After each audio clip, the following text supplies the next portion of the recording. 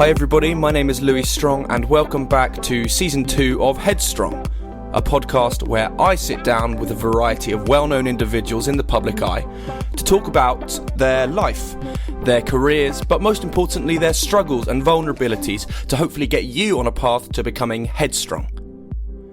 As you know, this series is a Rugby World Cup special and I have partnered with Restart Rugby, a great charity.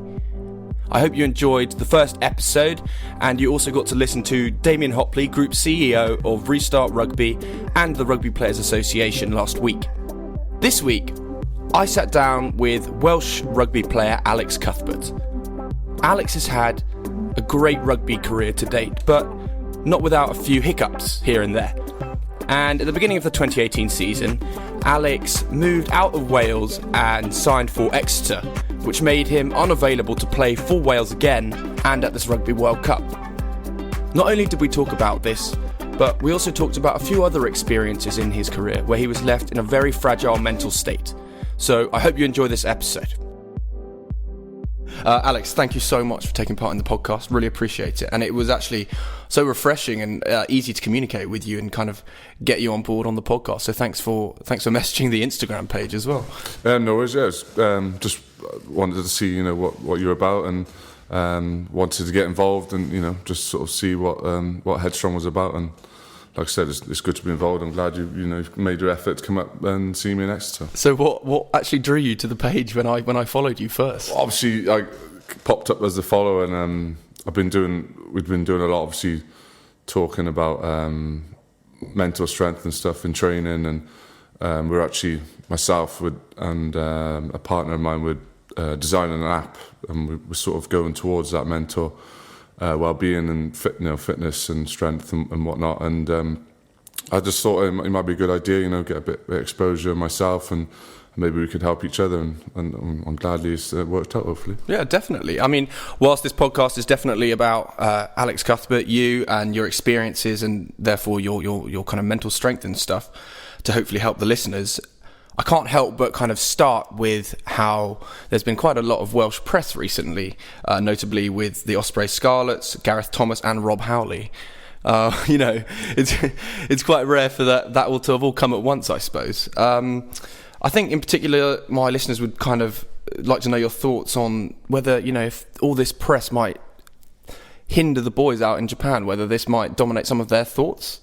No, I don't think so at all. I think obviously with the situation with Rob Howley obviously flying back and Stephen Jones flying in, it's quite short notice in terms of playing on Monday. But these boys have been preparing pretty much since the last World Cup we had, 4 years ago, and the amount of effort chatting to them, what they've put in, over the last 5-6 months in terms of since the Grand Slam, they're so mentally strong nowadays. The rugby players that at the end of the day, it's what happens on the field. So anything externally, they just get rid of, and they do that. It's all about the 80 minutes, and hopefully Monday they put a good show against Georgia and put it all to bed, and that no one will probably talk about it then. Yeah, exactly. And without going into specifics at all, obviously we wish Gareth all the best with everything that he's going through at the moment, and all the support from the rugby community as well. Oh yeah, definitely. Wales are. We're a small rugby country, but we get behind when tragedies like this sort of happen, or when players need help, and we give our best to him, and moving forward. So let's turn to the mercurial Alex Cuthbert. Let's have a look at your career. You're still only 29 years of age. What do you think your younger self would say to you if he could look at you now? When you were back at Newen. Back at Newen. Probably work harder in school. No, because it's funny, because in school I always wanted to be a sports professional. I didn't know what sport. I had it in my mind. I tell my parents every day, lived on a farm. I used to be a farm. I wanted to be a farmer until I was about 12, and then I realised, there's more than farming, and sport just took over. And my parents literally tried to get me involved in every bit of sport, and I guess that hunger and that desire of just wanting to win absolutely everything I did, whether it was just a football game at school, I'd have to win. And then it just sort of progressed into football, cricket, rugby, and rugby seemed to be the sport that sort of, I guess, took to me more than I took to it, really. And I guess I had a chance and I took it. So you played for Hartpury College and Cardiff Met. You just kind of talked about it there, but what really cemented that love for rugby? Because obviously you had that competitive drive, but what was it that you chose about rugby that you really thought, this is where I can see my career going? I think I was at Hartpury because I played rugby, at younger ages with my friends at clubs, and I'd always be that I just want to get the ball and just try and beat every player on the field. You know how it is at kids rugby, and I sort of just kept doing that, and then at Hartpury, I guess in my second year I just started playing a bit more rugby. The sevens, I think, was the one that sort of opened the door for me, where I got invited to play in the summer for a team called Marauders.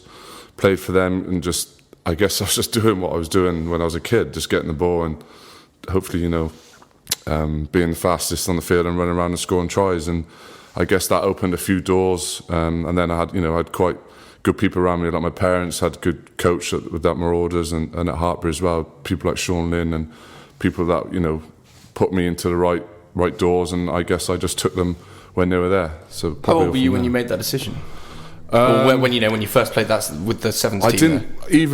I think I was about 17, 18, so quite old really, considering a lot of young players now playing quite young, but even then I didn't think I was going to be a professional rugby player. I just, I was quite quick and very, very raw. I hardly played many 15s games, and I guess because I was playing with Johnny May actually and at Hartpury, and I started off at like the seconds and thirds, do you know what I mean? So I had to work my way up. I was going to say, when you were at Hartpury, obviously Johnny was on the other wing as well. Were you good mates? Yeah, very good mates. We were very close. I remember one game we played up in Filton, and Johnny played 12 and I was 13. Oh, nice. And we had a hell of a team, and obviously then he ended up signing for Gloucester Academy, and then I had the choice then in my second year whether to stay at Hartpury or go to university in Cardiff, and not knowing that I was, not wanting to be a professional rugby player at all then, made that decision to go to Cardiff, a bit of change. And I think with the Wales Sevens, who were sort of knocking on the door at that time, persuaded me really. How difficult was that initial decision? Because when you want to pursue a professional sporting career particularly, you obviously are at such a pivotal age in your education as well, and you did make that decision to go finish your degree at Cardiff Met. But was that a difficult decision to say, I really need to stick with this and get that degree? I think it was a bit old school really. I think my parents were sort of probably had me in line in terms of going to university before anything sort of happening. But I was never even thinking about being a professional rugby player, even my last year at Hartpury before going to Cardiff. And I guess when I had a bit of love from Wales Sevens, Paul John at the time, he said, come to Wales, we'll be able to come to training and just see how it is. I was like, wow, this is unreal. I took that opportunity straight away, whereas I guess at Hartpury I didn't quite get that sort of love, and because I was so raw, and I guess they probably didn't see so much in me as maybe the guy, Paul John did in Wales. Yeah, for those who don't know, Paul John was the Wales Sevens coach at the time, back in 2009, 2010, and he spotted you in a game? Yep. Yeah, so where was that? It was actually at Twickenham. So for the Sevens, I was playing for a team with Marauders again.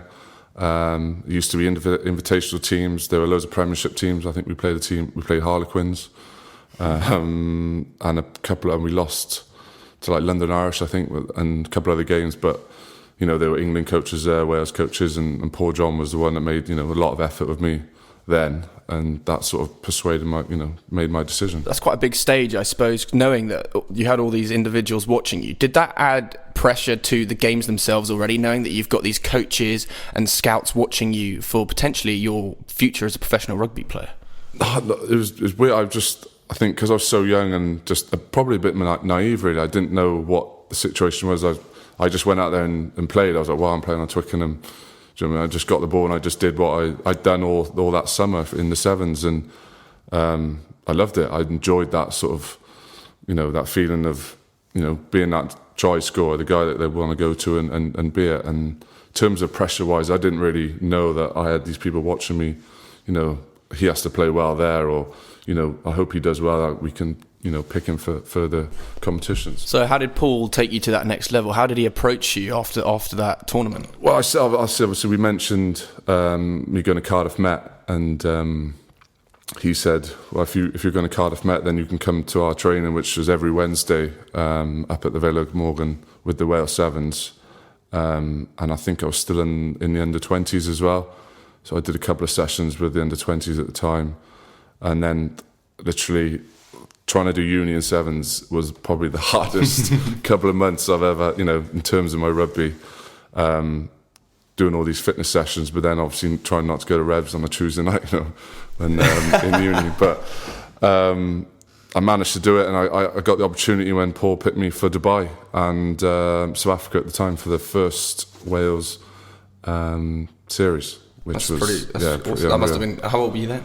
I was 2009, so I'd have been just 19. But like what an I said, experience! Yeah, it was just like not sort of out the blue, but I really didn't think I was going to get picked for the squad. And I remember ringing my dad up for that, and he was absolutely buzzing. So you've got a good family around you as well. He clearly seems so supportive of you in every aspect of of your whatever you approach. So that's great to hear as well. Yeah, I wouldn't be here without those guys. Like literally, the amount they had to sacrifice in terms of taking me to sessions and everything and all the. It's worth acknowledging in sport like that. You don't realise how much time other people give up for you to be the best person that you can be.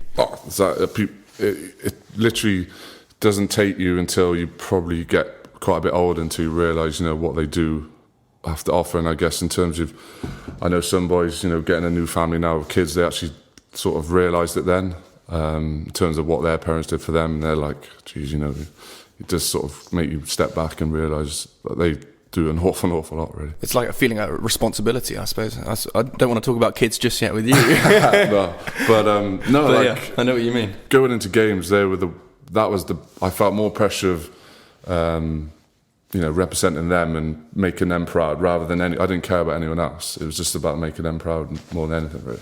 So at that time, you got picked for Dubai and you were playing a lot of sevens rugby. And obviously there is a different approach to a sevens game to a full 15 game. What is the approach mentally? Obviously, we know the specifics of the number of people on the pitch and the minutes of the game. But what's the approach mentally? Because both require different skill sets, but you're great at both of them. Well, I guess at the sevens, like Paul John picking me for the sevens, I guess it was more of a punt on me transferring those skills onto the 15 stage, and I guess being in an environment where they could hone those skills, my skill set, my speed, my fitness, just that all-round sort of surviving a rugby game, how physical it is nowadays. And I guess that bit I struggled with definitely in the first couple of years of 15s.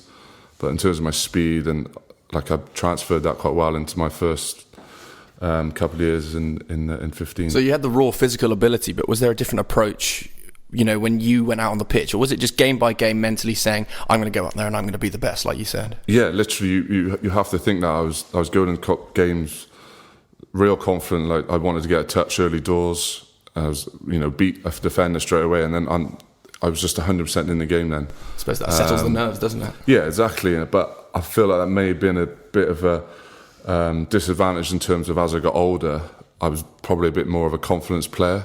Definitely in the middle ages of my career. But as I've got older, I've realised at the end of the day, rugby, it is just a game of rugby, and you work hard in the week, and you're prepared for the weekend, and it's sort of, most of the time, you're going to reap the rewards.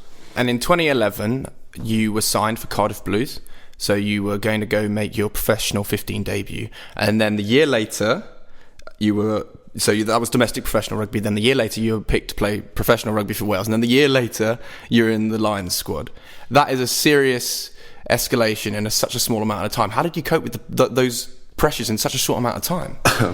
Or do you not have time to even comprehend it? It happened so quickly, because I remember playing that sevens tournament in Dubai in South Africa in 2009. I got back on the Sunday, had a phone call on the Monday from Cardiff Blues, who said they wanted to offer me a 2-year deal in the academy. Signed that straight away. I did 2 years of just sort of rehabbing and getting into 15 state. And then that 2011 World Cup gave me an opportunity as Lee Halfpenny and boys like that, were at the World Cup. And they gave me a start against Bath in the pre-season game, and I scored my first touch. And literally every game from then on, I played every game. So it was just like oh right, okay, I'll just roll into whatever's in front of me, and then by the end of that year, 2011, I had my first cap for Wales. So I was like, geez, it's going quite quick, like I've gone from just playing Sevens circuit to having my first cap for Wales, and I guess didn't really have time to think about it. I was just doing what I was doing, and I was so full of confidence, and just rolled with it, really. Did you notice any changes from perhaps the approach from the media or your friends, or was it actually all just everyone was just behind you, including the media at that time anyway? Well, yeah, I think the media were a little bit like, who's this sort of guy? I was sort of new guy in the block, I guess. It was sort of probably the same when George, I think, came on the scene a couple of years before me, but I was living with 8 guys in Cardiff in a flat. They really kept me grounded for a couple of years. So, but they were big Welsh rugby fans, and I don't think I realised really what I was achieving even then, And they were probably thinking that they'd be able to skip the queues at the clubs. Yeah, they were probably pretty much jumping on my back a little bit, and getting all these free tickets for the games. But like I said, that the success I had in the start of my career was just phenomenal, really. So you quickly filled that gap on the wing after Shane Williams retired. You two couldn't really be more different in terms of your size. Did you ever have any qualms of filling his boots, even though you're much bigger than him, but he had such a history as a Welsh player? Was there any pressure on that? Yeah, I guess so, because growing up, when I was playing watch rugby, he'd be a player. I'd be like, wow, this bloke is unbelievable. And when I turned up to training, I was like a rabbit in headlights. Do you know what I mean? I just didn't have a clue what I was doing or where I was going, and I was in the same room as like Shane Williams and Stephen Jones, but James Hook, all these sort of people that you've seen on TV the last couple of years, especially being at uni, and being involved in Shane's last game and me coming on was quite a nice touch. And then obviously him scoring, I guess I remember he scored that last try in the autumn, and I remember going over, well done, and he was like, mate, it's your turn now. I was like, wow, that sort of hit me then. It was like, yeah, this is my chance now. And so I went to an event the other night with James Haskell, and he talked about his England call-up, and it was quite funny because he found out about it on a block email sent to all of them, and it was his personal email, which was quite funny, which I'm not going to say what it was. How did the Wales team approach you in terms of your first call-up to be part of the squad? We got a text. Just a text, and congratulations, you're part of the... Who was it from? It was just for a random number. So I was obviously a bit like, who's this is definitely one of the boys. Because I remember when I first signed in the academy, it was an unknown number, and they said, oh yeah, we want to speak to you about Cardiff Blues. But I had a feeling it was definitely one of the boys. So I didn't really take much of it. And then you get loads of emails then. I was like, how do these people get my emails? Where do they find this stuff? Yeah, then I realised, I was like, well, I'm in 31 squad, man. Because it was only one game, see. It was the one-off game, Shane Williams' last game. So to be involved in the squad was unbelievable. I never thought I'd be involved. Yeah, the emotions you must have felt from that speedy journey that you'd had. Oh, yeah. I think maybe the only reason I've sneaked onto the bench is I think Jonathan Davis pulled out that week, so gave me that opportunity to probably get onto the bench. I suppose in career progression you've always got to have that luck to an extent, so why not? And you'll take it where it comes. Exactly, and I've always said that in life. If you get your chance, you don't get many, and you just got to take it, go for it. Just don't leave anything behind. You had some immense success when you played for Wales, especially in those first few games. You won the Grand Slam, and then the next year you followed it up by winning the Six Nations again. At the time, was there a limit to what you could achieve as well as the Wales team? I don't know. I was in that roller coaster, and it was just going up and up and up, because every year it was just getting better and better and better. And the squad that I was involved in, it was unbelievable that we won back-to-back Six Nations, one Grand Slam. We pushed Australia and, all the autumn teams that we played, so close to... We won a lot of them, and then we lost, last minute in a lot of them. I think we had a great team at that time, very settled. I think they brought that form from the 2011 World Cup, where theoretically Wales, could have been in the final, and you never know what could have happened then. So, it was great to be part of that team, and I was good mates with. Well, we're all still very good mates. That squad, of players, and it's very different now. But yeah, I guess I was just rolling with it and just enjoying all the success that we had as a squad, and me personally. And then in 2013 on the Lions tour, you were also the top joint try scorer on that tour as well in all the games. At this point, you must have been fulfilling your childhood dream. But did you ever think that this roller coaster has to plateau at some point, or were you just thinking every day as it comes, and if something happens, it happens? Yeah, I was a little bit like that. I was a bit blasé about it, really. I think I got within 2-3 years, accomplished by, I got to be a British Lion, which was, we watched them all over the years, and something, I guess, when I started playing rugby that I wanted to achieve, and I managed to do that in such a short period of time. But I think maybe it happening so quickly, I think it might have affected my drive in terms of wanting to go again and again and be a better player, better, person within the squad. But it's hard to say now, sort of. No, of course, I suppose it was how high can you set your bar every day? Yeah, I guess I got to be a British Lion, and I didn't play as much in the test as I'd liked, other than the first test, and I guess that's which you scored in. Which was scored, which was great memory. But I guess that sort of affected me a little bit because I'd been picked, for Wales, and then I got picked for the British Lions, and I played first test, and I got my first sort of meeting with Rob Howley and Gatland saying, "Oh, we're dropping you this week." I was a bit like, "What?" Do you know what I mean? That was the first time in about 4 years or pretty much my whole career, that I've been told that I was dropped. I don't think I took that well, really. And what were the emotions going through you? I remember on the Tuesday before the Melbourne test, they said that, "Oh, we're putting you on the bench." And I was like, I couldn't believe it, really. I was just like, I was still only 23, quite young, and I guess I didn't quite take it as well as I thought, and a bit of a brat maybe probably about it. And then sort of, I guess the rest of the tour then, it sort of affected myself. But see, I'm 23 now, and I know how I would react if I'd been, told for the first time that I was getting dropped. Did you at that point did you hold that in, or did you immediately seek, advice and support from your family and friends?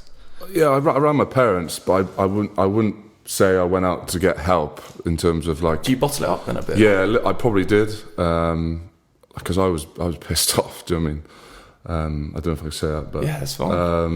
I was angry. I was upset because I felt like I played really well in that first test, and even speaking to Gatland after the tour, he said that was one of his biggest regrets, and that didn't really help, But I appreciate him saying that. But it was just one of those sort of things that probably affected me more than I thought at the time. Well, I suppose you got more success when you turned up at the 2015 Rugby World Cup, which it was a great start, but then sadly you went out in the quarterfinals.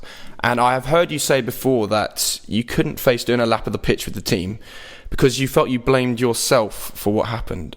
Why was that? Yeah, I think, like I said, I was taking things way more personally than I thought, and I was very, very critical of my game at that point. I reckon around 2014 was okay. I had a great tour in South Africa, and I was absolutely buzzing going into the World Cup. And I guess I was getting a bit more critical. I felt like that World Cup was a big one for me, sort of in terms of being a leader, sort of stepping up and hopefully showing, again what I was doing from the Lions that period of time, and didn't quite sort of go as I was planned, I guess, and we lost in the last minute. I remember jamming in off a scrum, and Vermeulen just threw an unbelievable offload right behind my back, and I could see it now. And Dupree scored in the corner, and I literally had no energy left. It was like the 79th minute or something, and they scored in the corner, and we lost. And I guess theoretically you blame yourself, and I did. But when I look back, I don't think I could have done any more. I wasn't defending anyone else, and I've gone through it 100 times. About it. But now I'm old enough to sort of review it. It was just a game of rugby at the day, and I made that decision, and it happens, and so I've got to live with that. That's interesting you said that. Some of the guys that have come on the podcast as well have just said, yes, it is our profession, but at the end of the day, it is just a game of rugby. And whilst it is there to be, competitive, it is, you got to enjoy it at the end of the day. And looking back on it, you can have regrets, but you got to sometimes just move on and just think that is the hardest I tried. Exactly, yeah. What happened. I guess I feel like I maybe should have tried to enjoy it a little bit more over that World Cup, because being at home as well, I think we had a great opportunity to do well, and obviously we didn't have the luck in terms of the amount of injuries we had, and I ended up playing every game with quite a bit of a niggle on my knee, and not an excuse, but it was a tough old World Cup that was, even though it was at home.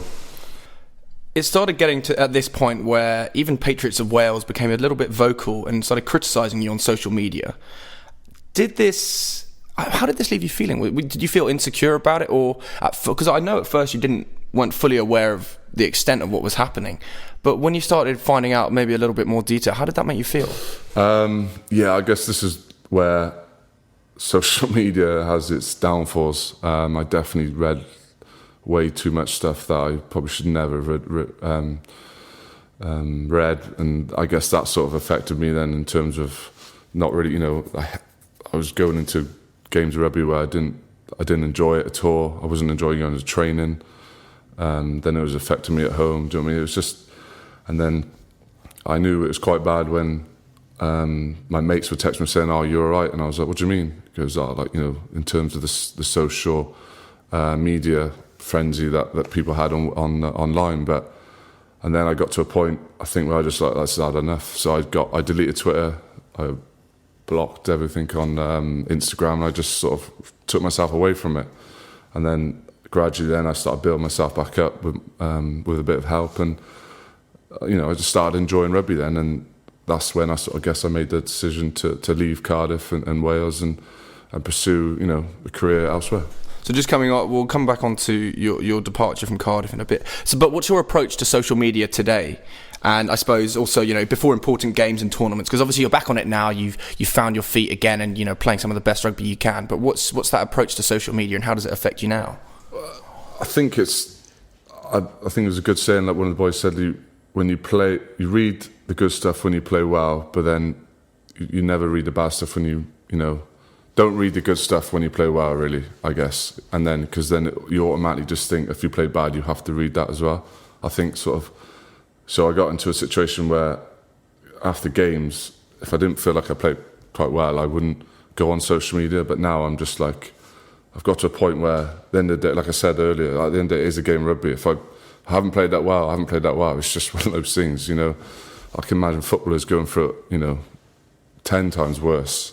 And I think there's things going on, especially in my life now at the moment, that are way more important sometimes than me just worrying about what someone said to me on social media. Because I had instances where I was reading things and people were slagging me off or saying, Can you remember anything specific? I had a few. I remember I had a few Facebook messages. Whether these guys were drunk and stuff, they were like, go kill yourself and stuff like this. But I think the drink was talking most of the time. But that's not nice to hear, after, especially when you're trying to figure out, you knew you had a bad game, but you're getting things like this. But it's quite hard to explain really when you do see sort of comments like that. I just don't think people realise the weight that something like that can actually have on somebody, especially when they're in the public eye, and the weight and effect that such an easy message for someone to write that takes 10 seconds, but the weight that has and carries on your mind thereafter is just crazy. And I just don't think people understand how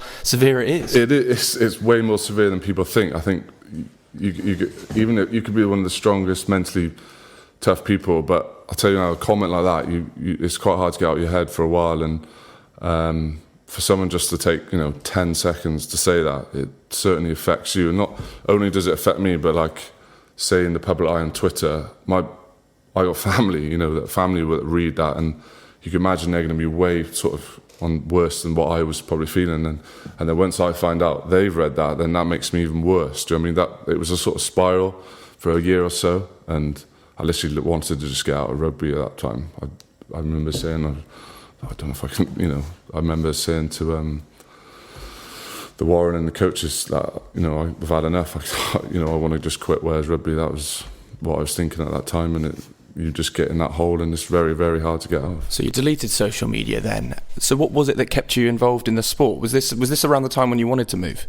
Yeah, I wanted to move a couple of times actually from Wales, but I was in a situation with Cardiff where it just wasn't possible, and I just wasn't enjoying my rugby. We had quite a lot of new coaches coming in at Cardiff. We weren't settled as a club side, and I guess my rugby at the club side was sort of was going, spiraling downhill. And then that really sort of went over to my international career, and that really affected that as well then. So in 2018, you made that shift. Finally, I suppose you were allowed to leave Cardiff, and you got signed by Exeter Chiefs. And you've said before that you obviously did want to get out of Wales, and you just said it then. But what was it that you wanted to seek by leaving? Was it the new opportunity, a new team, a new set of players, a new coaching staff?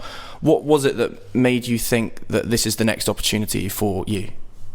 I said it before, I definitely needed a new challenge, which I got.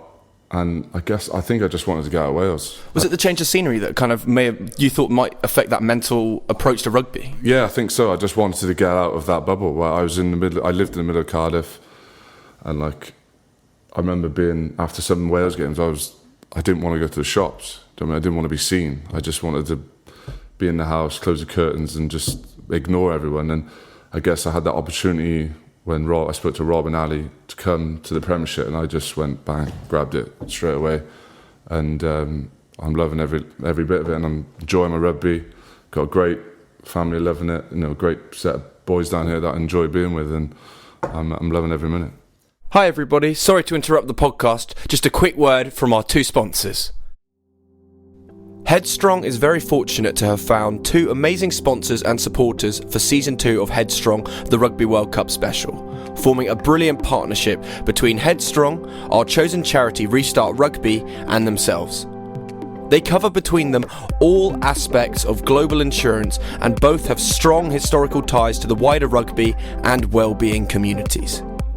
Ascot Group is a Bermuda-domiciled global specialist in insurance and reinsurance. Built on a foundation of underwriting expertise, but with a culture of collaboration, dedication, empowerment, and accountability that is the fabric of the company. Their integrity is reinforced by a strong track record and dedication to clients, brokers, and partners. For more information on Ascot Group, visit www.ascotgroup.com. BMS are an entrepreneurial, agile, specialist insurance and reinsurance broker that prides itself on their reputation for exceptional client service and position as one of the leading global brokers. For more information on BMS, visit www.bmsgroup.com. Now, back to the podcast. When you signed for Exeter, you were aware of the rules that you were 13 caps short to play international rugby again, being outside of Wales. At that time, and looking back at that decision, do you think it was the right decision for your career? Yeah, definitely. I think it didn't. I remember when chatting to Rob and Ali, and they said, if you do come down here, you're going to sacrifice your Wales ambitions, and I was like, I'm happy. I was happy to. I was really looking forward to the challenge that Exeter had in the Premiership, and it was just something I needed at the time. Me and my partner, we've made a great decision here, and I'm loving every minute. And obviously, I'd love to be playing for Wales again, but I got over the fact that I wasn't quite a while ago, and I probably never will. So, and I know some boys. I spoke to Jamie. I don't think he's quite going to understand until he literally retires about not being able to play for Wales again. Whereas I came to that decision, quite not quickly, but hence why I made the move here. I made it. And I've stuck to it. It's so tough that it's a rule and that can't make you play, because obviously you're so physically able and capable of still playing for it. You just it's the laws of the game that are restricting you from getting out there on the pitch. Yeah, obviously it's I guess it's a frustrating rule for some, like people like Rhys Webb and whatnot. But for me, it was that wasn't a factor, and I just really wanted a new environment, and this was a perfect example, really. And I literally would tell boys from Wales to maybe try it as well, and just a new environment, new club, and especially this league. It's an awesome league, and it's definitely worth that jump. Well, the shift now as well, exactly. You're playing some of your best rugby that you've ever played, and I bet you feel like you've matured from the shift because you probably got so comfortable at Cardiff. And obviously last season was very successful for Exeter and you. But what are your kind of future plans with Exeter, and do you see yourself playing for Wales again? Do you think those rules are going to change? I'm not sure. I know they've got a new coaching team place, and the rules they may talk about it and change it. But for me, I'm just 100% Exeter chief at the moment, and we've got our goals of of getting one back over on Saracens with the league, and I think European Cup this year is going to be a big one for us, and we're really going to go for that, which is exciting. And we got a great team, and on our day we can beat any team, and I think that's exciting, and just want to get on with the season. Well, as we sit here, we're just getting to the start of the season. I just wanted to ask you about your preparation in your pre-season. Do you kind of operate a fail to prepare to fail mentality? Can you kind of briefly share your physical and mental preparation leading into the new season, and perhaps before each game?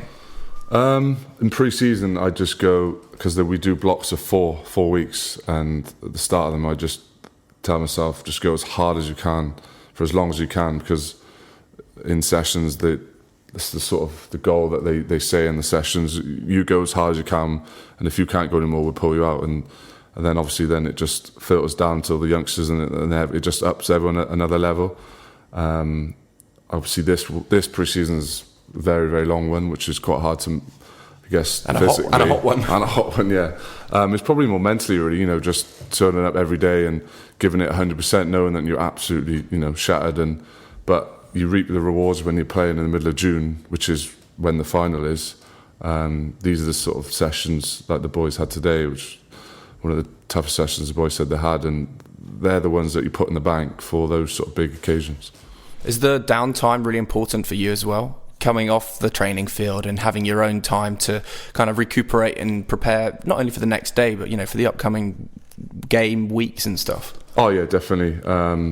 I come back, just chill out, go take my dog for a walk, just completely get away from that environment, just completely switch off rugby. Like, I probably won't watch any rugby over the weekend, obviously, unless I'm involved or the boys are playing, but I try and get away from it and just recover from Monday and just try and get back to 100%. As if any rugby player's 100%, I'd be very surprised. But yeah, nearer to it for the training week again on Monday, and you just start again, and you get in that routine then of preparing for every Monday, and then it builds up to the Saturday. So this series of Headstrong is obviously a Rugby World Cup special. I've got to ask you the question: who is going to win the World Cup this year? Who's going to win the World Cup? Obviously, I think Wales have got a great chance. If they can beat Australia, I think they've got a great run. If they don't, they could have England actually in the quarterfinal, which would be a great game. But I think New Zealand may be a bit too strong for a lot of these teams, and I think they'll win it. 3 in a row, you reckon? Yeah, I guess they're probably going to be one of the greatest ever teams, aren't they? And they're probably, another World Cup for them, probably. So I always ask these final 2 questions to every one of my guests. The first one being, what piece of advice would you give to your younger self, or indeed any other young adults that you've held on in your own career in life? I think I wish I set myself goals, even when I hit the top, when I thought I was at the top. You're never at the top. That's one thing I wish I sort of told myself as a youngster, prepare to be better every time. You can always be better. That's one advice I would give to my younger self. But I've come to terms with it, and I'm loving life. But that would be one bit of advice. Never stay on your laurels. Really, always prepare, and always just strive to be better. There's nothing. You're never at the top. You're never at the top, which is where you see all these top players, or people like Owen Farrell, Dan Carter, all these players. They're always they're one step ahead because they know they've got to be better the next time. And my final question is, what does the word headstrong mean to you?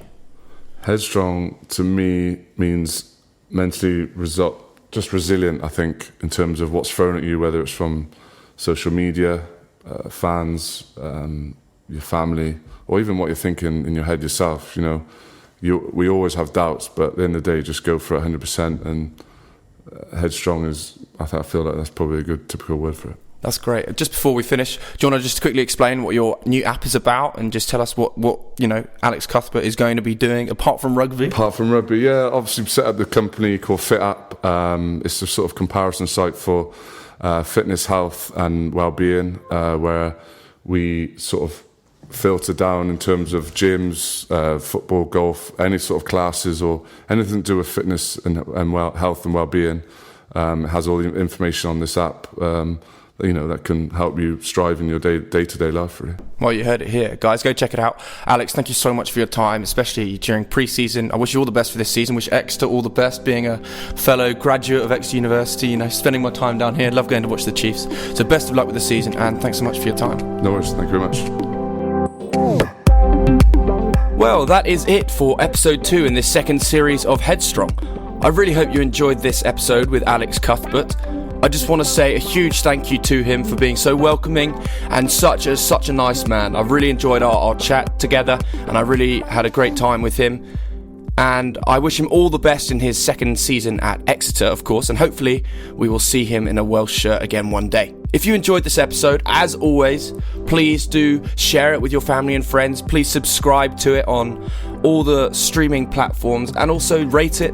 And obviously, the more listeners, the better. It's so great to keep spreading the word and creating this interest for Restart Rugby and Headstrong. Also, on this second series, I've got all of my guests to sign some Rugby World Cup memorabilia.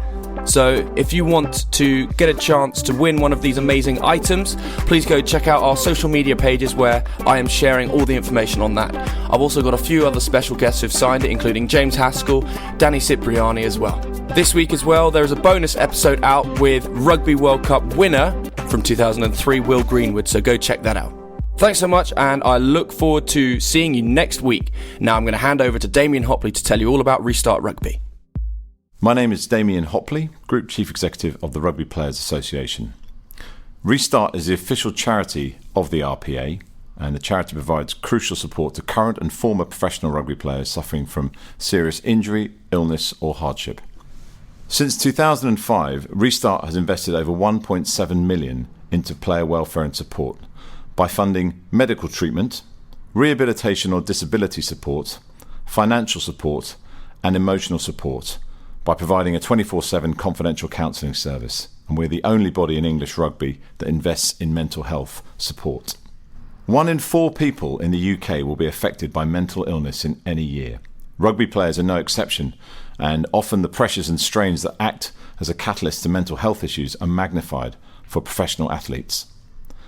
Players often find it difficult to cope with the transition out of rugby, and the reality is that over 60% of players reported mental health issues post-retirement, and over 50% of players take 2 years or longer to be in control of their lives post-rugby.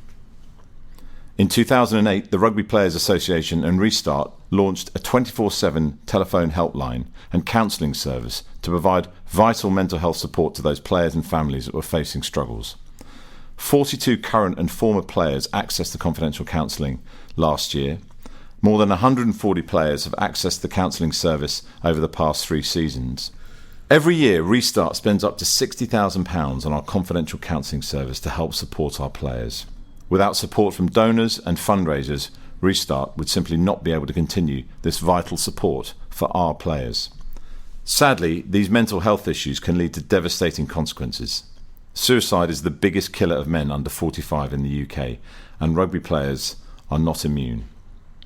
It's great to see the players talking more openly about their mental health struggles within rugby and after they finish playing. Thank you for all your support towards Restart. Without people like yourselves, we could not help players and their families in the way that we do. So thank you all very much.